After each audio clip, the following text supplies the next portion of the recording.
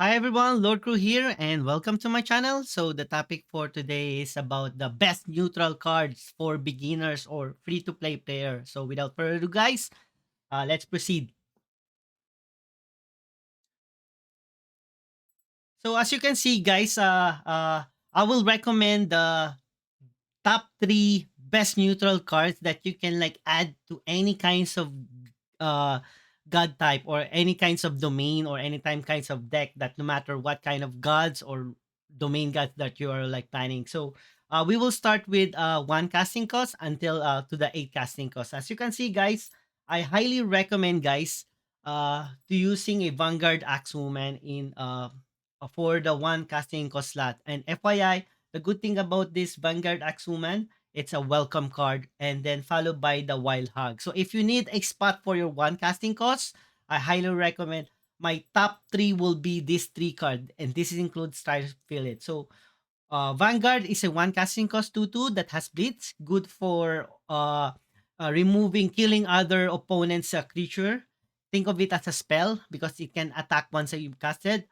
Uh, Wild Hug is a good first turn casting cost to cast, because the good thing is he has like the bigger stat to compare with the other one casting cost. So if this is your first play, this will be a good. As you can see, he has a two strength and 3 health with but the only downside, he has a confused, means he has a 50% chance of attacking the creature or god that you're trying to attack. So for example, I'm trying to attack the creature, it may attack god or it may attack other creature. So that's the only downside of that. But it's hard to kill. You need at least two one casting cost creature to kill him. And that's like a good trade, guys. And as you can see, I highly recommend also Trial Spirit. This is like a one casting cost with a 1/3 with 3 health, more health, and one. Because before, I believe like the number one card in all neutral card is the Shield Bearer. Uh, for the one casting cost, guys. But unfortunately, it was nerf. Before it was like one casting cost, 1/1 plus 1/1. So they nerfed this guy. So it's now one casting cost, 0/1 plus 1/1. So now, for me, I believe because he has zero attack, means technically zero attack means this is like a free points for opponent by killing this one, especially for getting a favor. So that's why I highly recommend now using Trial Spirit. And as you can see, it give only one health, not strength, but still a good stat card. So this is like highly recommend. So now if we go now for the two casting costs, guys, as you can see, highly recommends Skeleton Heavy, because of this. He's the only one of the best neutral core cards that is part of the core, that is a super bigger health, guys. Imagine a 2/4 means I need 2 to 3 one casting cost, or one cast two. At least I need two cards for me to kill this one, and I highly recommend this, guys. Especially for if you need a spot, for if you have like you need a creature in your two casting costs, I highly recommend this one. This is highly used even in low ranking and in high ranking. So for example, on the one casting cost, all of these three are used in low ranks and even in the mythic ranks. Now also for the two casting costs, Skeleton Heavy is heavily used in even in Mythic rank. So another good spot for two casting costs would be Feli Janissary and also Shield Maiden. So it's up to you. If you need a additional, aside from you need two more, or you need more two casting cost features, I highly recommend Feli Janissary and Shield Maiden. You will never go wrong, because as you can see, this is like something like a two casting cost shield bearer. It will give you +1/+1, and his stat is 2/1. The only downside, he has one health. It can be killed by the trial spirit or anything that is a was one attack, but or it can be killed by any god power, but still it provide +1/+1. That is a game changer also, guys. Another second that I highly recommend, Shield Maiden, if you need frontline to defend yourself for aggressive one. But 5-star for skeleton heavy. So for the three casting costs, I always recommend Hunt Warden no matter what kind of deck you are. This is also good for especially for nature because of his Amazon faction. But I highly recommend this guy because this is a welcome. It means you can like use it at the very beginning while doing a level up in your ranking, guys. So to get more core packs, and as you can see, he has 3 health and 4. Now, if you need furthermore 3 casting costs, you can use Battle of Oroch, or you can like use the Cavalry, guys. So for the Cavalry, this is like a similar stat uh, with the Amazon, with the Hunt Warden, but as you can see, he has no domain, as you can see, guys, for the 3 casting costs, guys. So if you need like 2 more or like 1 more, if you don't have Battle or Roach, you can like get a 2 more of Cavalry. You will never go wrong for that one. Then for the 4 casting costs, I highly recommend Wetland Ogre because he has like full big strength and health at the same time. And FYI, you need 2 to 3 creatures to kill this guy because of its additional 1 health. And this is like for me, this is like my number one. I always recommend for beginners, like, oh, you need forecasting cost. You will never go wrong with Wetland Ogre. Now, another good substitute for the forecasting cost, guys. Either you go for the Carthaginian Marine or Town Guardian, or you can like do as dual, like let's say a mix of those cards, like guys, like for example dual of that one and then one of those town. You can like do mix and matches, guys. So depending on how what it will be as play style, but I always highly recommend dual Wetland Ogre because as you can see, he has like 4 strength. Once I attack this one with a God's opponent, it will has cost more damage. The other one, Carthaginian or Town, are good for support, good for eliminating opponent's creature, small creature, or buffing your creature. So that's why I always recommend two. But you can like up to your preference, you can do mix and matches, guys. But I will go for Wetland. So now for the 5 casting costs, guys. I always recommend Helios Battle Mage for the 5 casting costs. Similar concept with Wetland Ogre. He has 5 strength and 6 health. So literally a good big card. Opponent will hard to kill him because of this extra health. And he has like good potential damage to opponent because of high war. But in 5 casting costs, guys, you can like go with rile your sign. If you don't, because this is like a core, uh you can go for if you don't have Helios Battle Swarm, you can start with rile your sign, guys, because this is a welcome card, like I said, free. This is your free guard once you start playing Gods Unchained. But if you start leveling up, you manage to get Helios, you can go Helios, or you can like play rile your sign. Now another alternative, if you want like a support or a tech card, you will not go wrong if you play the Ogre Archer, guys. So Ogre Archer is similar concept. It deals 3. As you can see, 5 casting cost is a 3/3.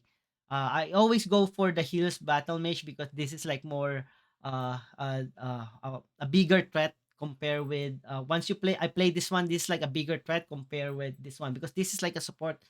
You cannot play this one if your opponent has no card, right?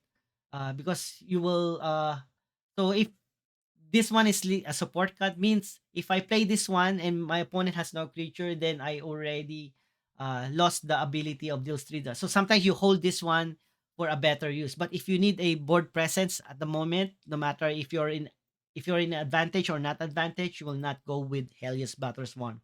So now for the 6 casting cost, guys. I highly recommend Minotaur Phalanx, guys, because for 6 casting cost, he has 8 health for strength and frontline. FYI, frontline. It means like your opponent needs to kill this one before killing me, right? Because especially on the mid and the end game, you both of you guys already has low land, or if you are already low health already, guys, Minotaur is a good 6 casting cost to stop your opponent to attacking you directly and make him like pay by attacking the, and because he has like a good strength, guys, it will literally kill anything forecasting cost and below. And because he has 8 health, opponent needs to use 2 to 3 or 4 cards just like to kill him, guys. Now another support card that I can like highly recommend is the Frost Giant Deadshot. Similar thing, he's a 6 casting cost, good strength and health, but he deals 3 damage. So FYI, if you're already trying to gain control of the board, you can play this one. But if you're like, of course, it's not good if you play this one if you cannot kill or you cannot use his ability roar, right? So that's why I always highly recommend Minotaur Phalanx followed by a Front Giant one, because no matter what, if you're ahead or you're behind, Minotaur Phalanx is a good casting, good to cast compared with Frost Giant. But I highly recommend Minotaur. So for the 7 casting cost, guys, for the 7 casting cost, you will never go wrong with Cyclops Defender. You can see he has 6 attack and 10 strength. So technically, anything 6 casting cost below, this guy can kill. And as you can see, he has frontline. Means like if you're already low in health, he will gonna save you. Save you for now. He will absorb majority of the damage, guys. And as you can see, he has like 10 health. So this is like a highly recommend for the 7. Or if you don't have this one, you can still recommend the Varnish Bull for the 7 health, guys. As you can see, Varnish Bull is 7 casting cost. He has 10 attack and 10 health. Means if I attack the opponent, it can literally kill your opponent in 2 attacks or just a single attack. But unfortunately, he has no front line.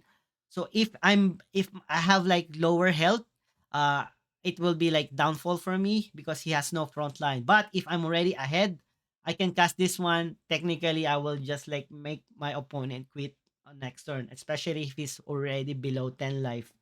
Or if you're ahead, you can attack this one with other minion. You can literally kill him next turn. So this is like my other recommendation, guys, for 7 health. For the 7 casting cost, but for the health 8 casting cost, as you can see, Reckless Flame Breeder, guys. This is your AOE or like to reset the board. So for example, if your opponent has lots of creature, and you're down to 1 card, you can cast this one to eliminate all other creature except him. So means I kill your opponent, I still have a 5/5. Sometimes this is like a good tech card to save you guys. Another highly recommend for the 8th one is the Helion Elite, but this is one of the most famous 8 casting costs for especially for beginner free to play. As you can see, this is a core card, but FYI, this is a rare, so it will be difficult for you to obtain it. But if you have to manage to obtain it, if you're lucky in your card pack, I highly recommend. I must highly recommend Healan Elite over to that one because as you can see, he has 10 attack, 12 strength, protected and frontline. Usually, if you drop this one and we are like in low level rank, people will or your opponent will already quit because it's hard to kill unless your opponent has a tech card that can destroy a creature because it only has protect but not ward, guys. FYI. So this is like highly recommend, guys. So for the beginners, guys, this is uh I always highly recommend this kind of cards, guys. And as you can see, if I need more 5 casting costs, guys, for example,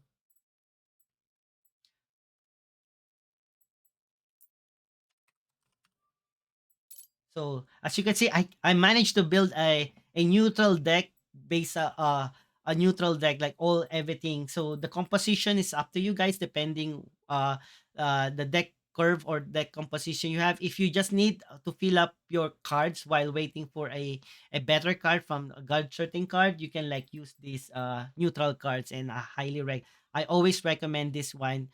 So every time I do a deck consultation, they give me their deck, I will just say, okay, for the forecasting cost, just use Wetland Ogre or just use Town Guardian or Carthaginian or on your first casting cost, add of this top 3 card, guys. And as you can see, if we go now to the cards,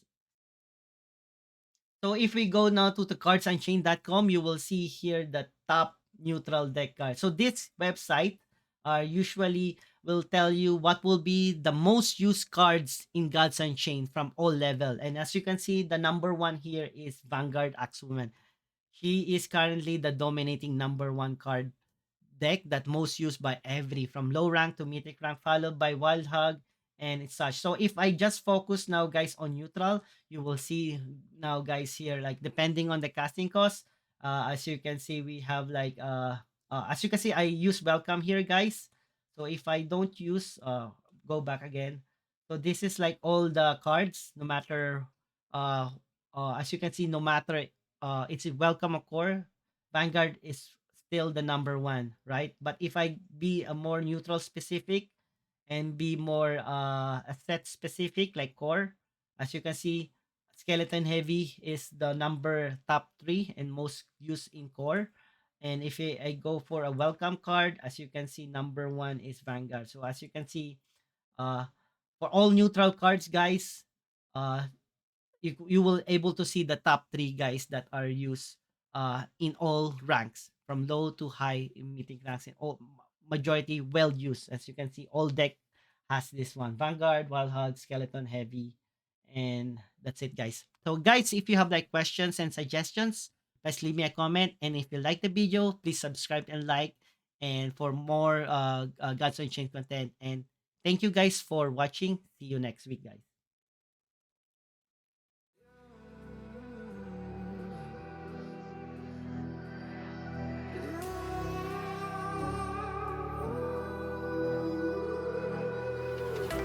There's a distance between us. It's getting hard to reach out.